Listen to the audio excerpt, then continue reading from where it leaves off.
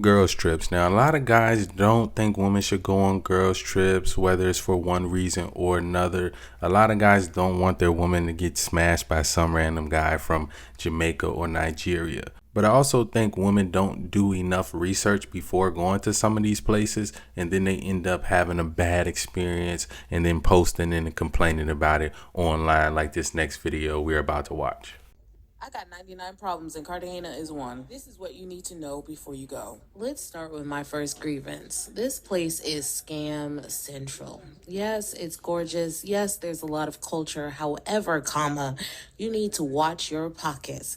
You have to be careful because some of the vendors can be really slick. You will agree on one price and then they'll try and upcharge you at the last minute, claiming that you never agreed on the original price. I was unprepared for how aggressive the vendors and sellers were going to be.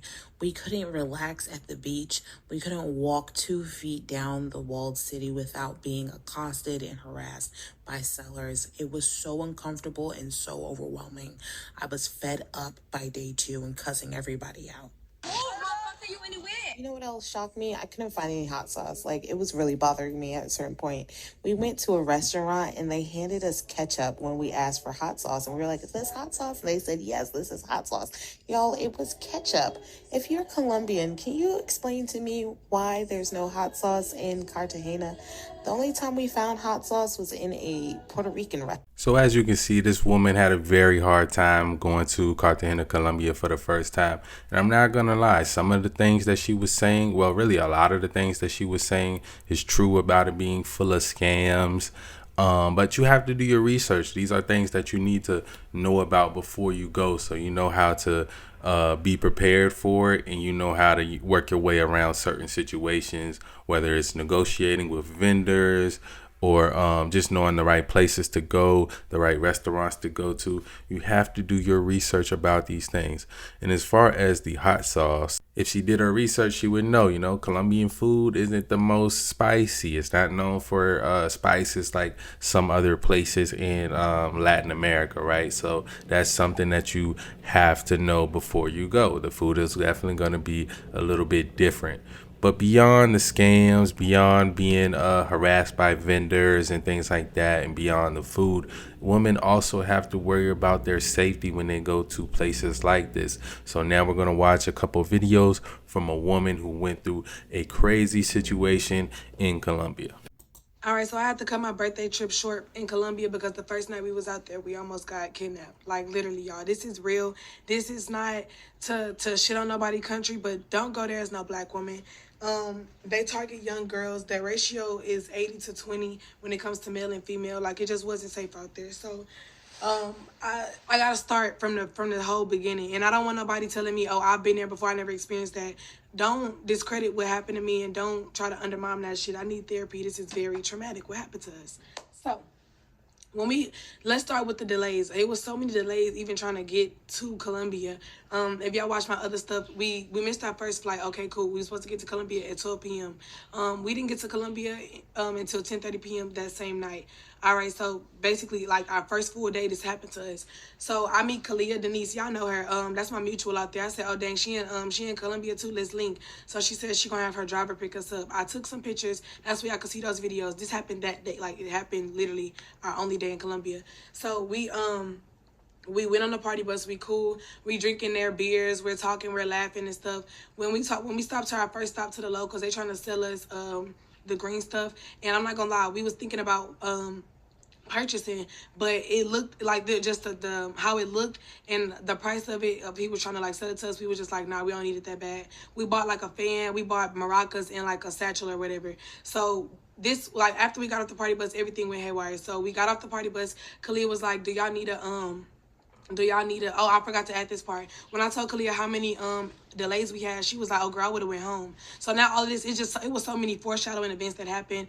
When we told her we didn't want to ride with her driver anymore, because that's how we got to the city. Her driver took us. She has a personal driver. That's why she stayed in Colombia. When we got there, we was like, no, we'll just go by ourselves to the club, and then we'll just get a ride back. We'll take a yellow taxi. You're not supposed to take a yellow taxi out there. They tell you, the locals will tell you that Uber is illegal because it doesn't give you tangible evidence on who they are and how to track them. So that's how we got into, that's how that happened. My bad. Let me get my train of thought. So that's part one. We're definitely going to watch the rest. A couple red flags of mistakes I can say they already made. The first one was, negotiating, trying to buy, illegal substances out there. That's not something you want to do when traveling to these countries that are more impoverished. You're going to be entertaining shady characters when you're doing that. So that's definitely not something you want to do. But before I give y'all my full thoughts, we're gonna watch the next two parts of her videos. Okay, so I left off at the taxi stuff, but I forgot to say when they trying to sell us stuff, like it was kind of overwhelming because it's a whole lot of men just trying to sell you this. They putting stuff in your hand. They trying to do this. They trying to do that. And in the midst of that, my friend, she had her money out, and it's like in a little envelope. And we was like, well, we don't want to flash like that, but she wasn't trying to. But it's still like, it's just, that's neither here nor there. We just wanted to add that, like, it was kind of overwhelming with the purchases and everything, and how they was just like trying to hound you. So, huh? Oh yeah, we had to pay to pee, and like it was just like nothing is free in Colombia. Like nothing is free. So we didn't like the food at our resort either. So when we decided to go to like a club, first we went to Taboo. When we went to Taboo, the vibes just wasn't there. Like a burger was like $38. We like, are they trying to? Like, okay, we not trying. We just trying to go somewhere like cheaper. Like we thought, whatever. So when we go to Casa Palenque, that place that's always advertised in Colombia for being just so safe, cultural, and nice and stuff like that. We got the Casa Palenque. We went upstairs. We didn't like the food either up there. I think it's just a way of how I don't like the food. So when we got off for the taxis, we know not to go up to the equal people that's just trying to like take you. So obvious, well, not trying to take you, but like trying to just like accommodate you. I don't know. We just didn't go up to him. When he told us that it was 50, we was like, okay, never mind, we walking away. So he's watching us just walk away wherever we walking. And we ran into this man. Before we ran into this man, I hope I had a video when I get my phone. Like, you know how they be rapping to y'all? He was rapping to us, Bate Chocolate, and then I didn't want to buy, I didn't want to pay him for that because I'm trying to get my Uber. Like, you came up to me. And then even had it down to the cat calling, like, the eye mommy, the biting. They went and kisses and stuff like that. Like, it's just too, like, overly saturated with flirtation. I don't know. So when we got into the second one, it was a nice, handsome man. Like the one that did this to us, nice, handsome, young looking. Like he don't look like, but then again, you can't don't judge a book. So when we got in there, he told us it was 52. Like it was 50 as well. We was like, you know what? We probably not gonna get no cheaper because our hotel, we didn't know. We stayed at Dreams Caribana. It's in the cut. So when he told us 50, we got in. When we got in, my friends, we naturally just put on the GPS just to make sure that everybody going everywhere. We don't just do this only there. Like we always do that when we travel. So my friend in the back, she noticing that he keep like missing like small turns. He's still going the same, like the correct way in general, but like he's still missing them. And like after he'll miss 2 left turns, he'll make up for it in the next left. So she was, her eyes, she was getting sleepy. So her eyes getting heavy. She texted me because I'm in the front seat. She was like, Janae, put on your GPS. Usually I don't even listen like to her when I just be in the front. I be vibing just on my phone. But like, just everything happening for a reason. So I put in the GPS. He missed his first 2 left turns, and then the next one, like I said, he made up for it. So I remember us on the freeway, and that's when I ran into the first red flag. Usually when we in another country, they always drive like fast, trying to get you where they gotta go because they're going back to where the money is, like where the meeting points are, because it's touristy.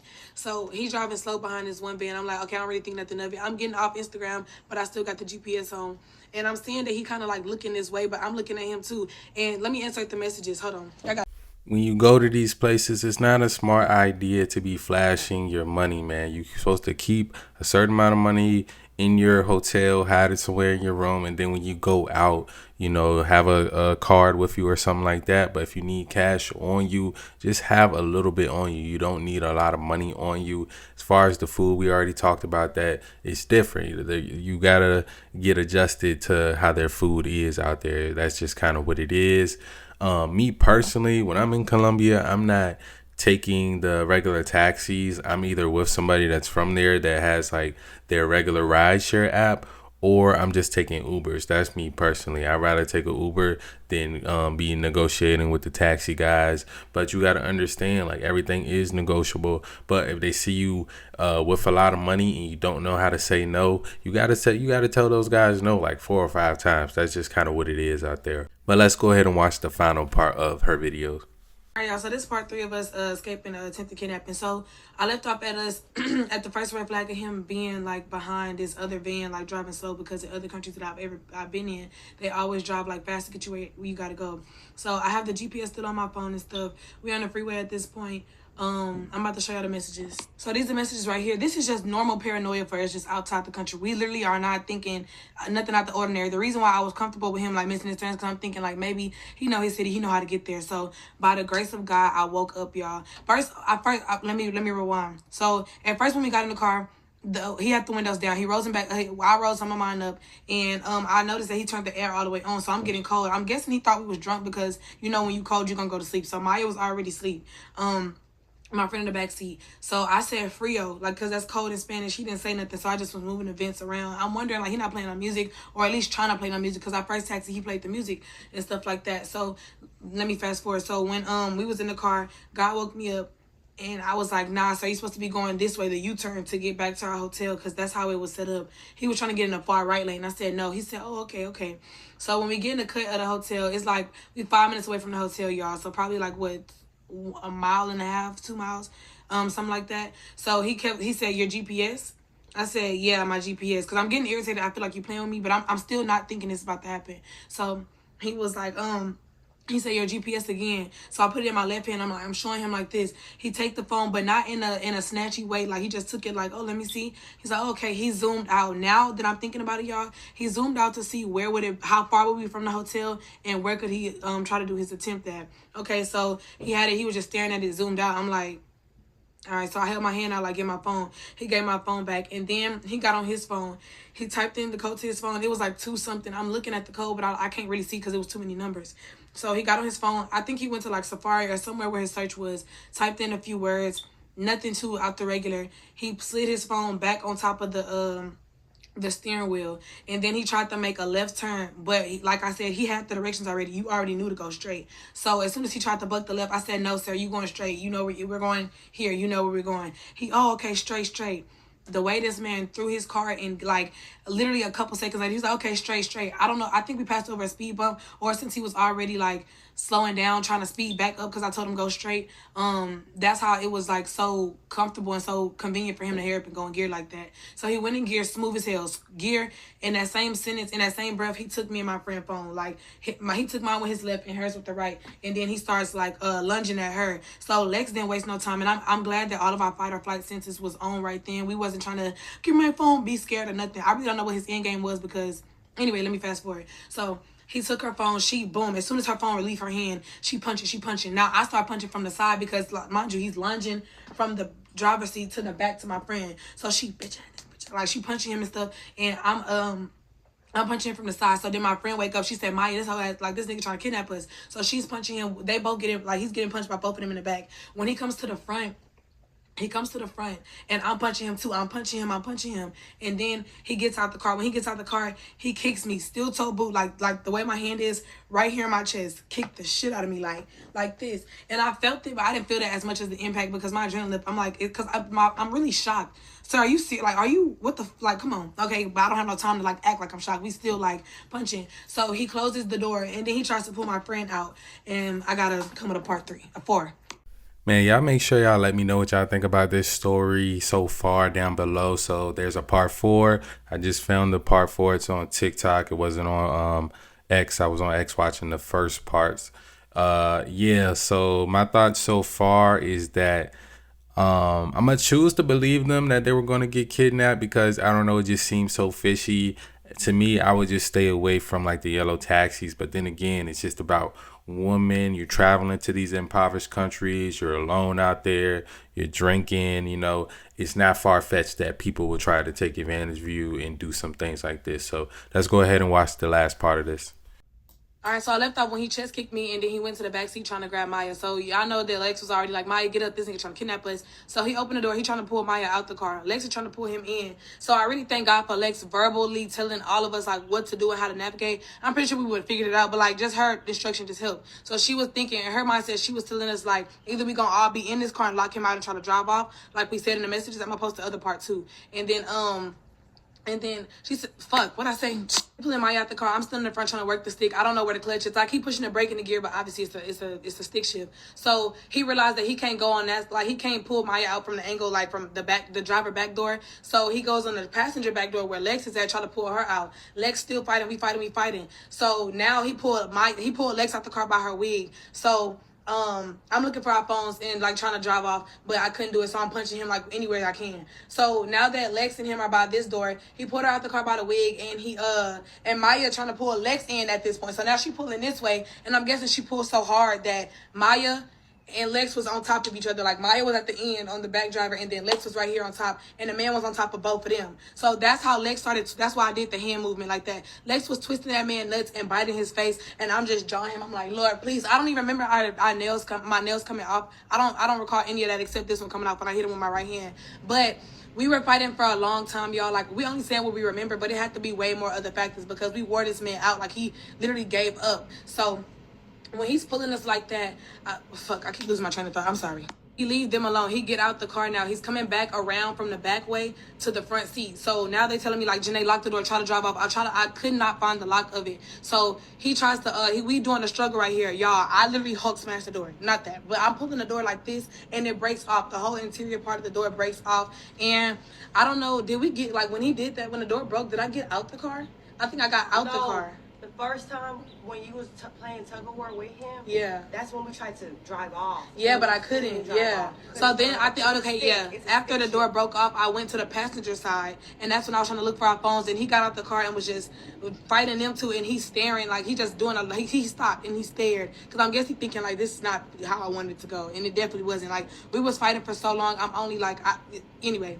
So now I'm thinking like fuck, we at least need one phone. So Lex started running off. As she's running, I'm holding on to the car like this. I'm holding on to the passenger car as the door is open in a fetal position like this. He's driving, trying to brake check me. He drove for like 30 seconds, 30 miles an hour for like 5 seconds, and he broke. And I'm like, bitch, I ain't falling off. I'm in this hole. I'm like, bitch, I need my phone. And then we gave up. He started cussing at us. He get out the car. He throw Lex wig like out the car, and then he throws his piece of car that we broke off in the car, and then he tries to reverse, and then he's trying to turn around. So as he's reversing, I'm thinking he's trying to hit me and I'm like, this bitch I think he's gonna try to hit us, but then he drives off. As he's driving off, he don't stop, like, no, he stops, and then Lex is all the way at, like a little, she's like probably like 30 feet away from us because she was running, and she's telling us, y'all come on, we gotta run. She running, she praying, she repenting, and as she's running, we see these 3 motorcycles. One of them was security, and 2 was like other random people. We don't know who y'all are. We literally just ran and screaming help. I'm screaming ayúdame and help. I mean in Spanish. And y'all, Lex tried to hide behind. She tried to hide behind a pole, thinking that was gonna like help them not see her. Girl, they already saw us. We like, no, we don't want to talk to y'all. Fuck no, we running. So this the part 4. It's about to probably be the final one. No, I don't know yet. Yeah, man. So I'm gonna link her page down below. I think she's made like a couple more videos kind of like milking the situation or whatever, which, you know, that's fine. It's her story. It happened to her. So y'all go check her out on TikTok or YouTube. I think she's on YouTube too. And as far as my final thoughts on this, like I said, man, I just don't think it's safe for women to go to certain places alone or just in groups of women. You need some guys around, man. You need some strong men around to make sure that you are safe. I do believe that certain things like this can happen in other countries where, you know, people will try to take advantage of women. I don't know what he was trying to do with them, whether it was kidnap them or whatever. But, you know, it just seemed like a crazy situation because usually when people are good people and things happen to them, like they're just doing honest business and things happen, the first thing they start screaming is that they're going to call the police. The fact that she said he just kind of like skated off and left instead of like trying to like call the police on them because he felt like they were doing something crazy to them just shows that he probably was trying to kidnap them, right? So, you know, I just want women to be safe going to these countries. You got to understand that these people are very impoverished, and if you are someone that they feel like they can take advantage of, they will, whether it's guys or women. You know, we see guys going to these countries get drugged and, you know, robbed all the time. So of course, like, it's the same thing can happen to a woman. When you got a lot of desperate people in the same area, you know, it can get crazy. It can definitely get crazy. Let me know what you guys think about this story down below. You know, I'm glad that these women did make it safe, you know, back to America. And, you know, I'm pretty sure that they learned something. They learned something about going to certain places. So that's good, too. Let me know what y'all think down in the comments below. As always, love y'all. I'm out.